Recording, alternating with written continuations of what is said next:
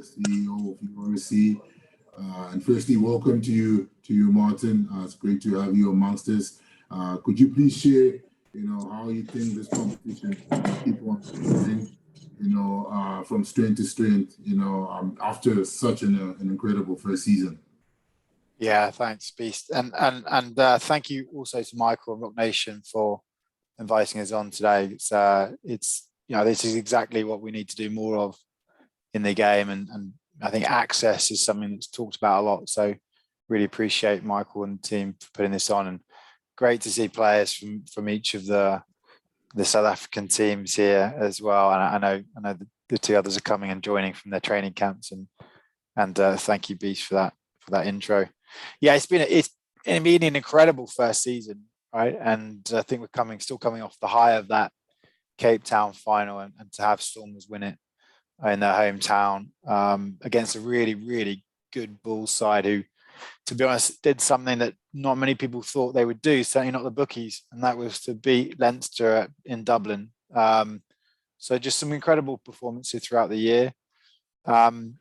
And I think that's turned into something that we had hoped it to be, but we never knew that it would be, right? Which is this super competitive competition where the Americans, and forgive me, Michael, I believe this is an NFL phrase, but any given Sunday, one team can beat another team. And that's really the sort of basis upon which we built United Rugby Championship. We wanted it to be on jeopardy, to be at the heart of it. And so we concentrated on bring as good teams as we possibly could do, and what better teams than the four very best in South Africa. So you guys turned up, showed up, and did the business in the final. So it's been an exceptional year. I think as a result of that, on the field, off the field, we've had some tremendous successes. We almost tripled our record ever broadcast audience. So going from sort of 12 million record up to 35 million in a season is sort of spectacular. A lot of that is down to the fantastic media we've got in South Africa and SuperSport, but also, the appeal that the league has worldwide now, and including in our markets in the UK and Ireland and Italy. The final was watched by over 1.25 million people. 40% of that number was outside of South Africa. So between two teams in South Africa, 40% of that audience was outside South Africa. It's really pleasing kind of numbers, because that shows you the relevance the teams in South Africa have elsewhere. And that again, for us, is a really, really key metric.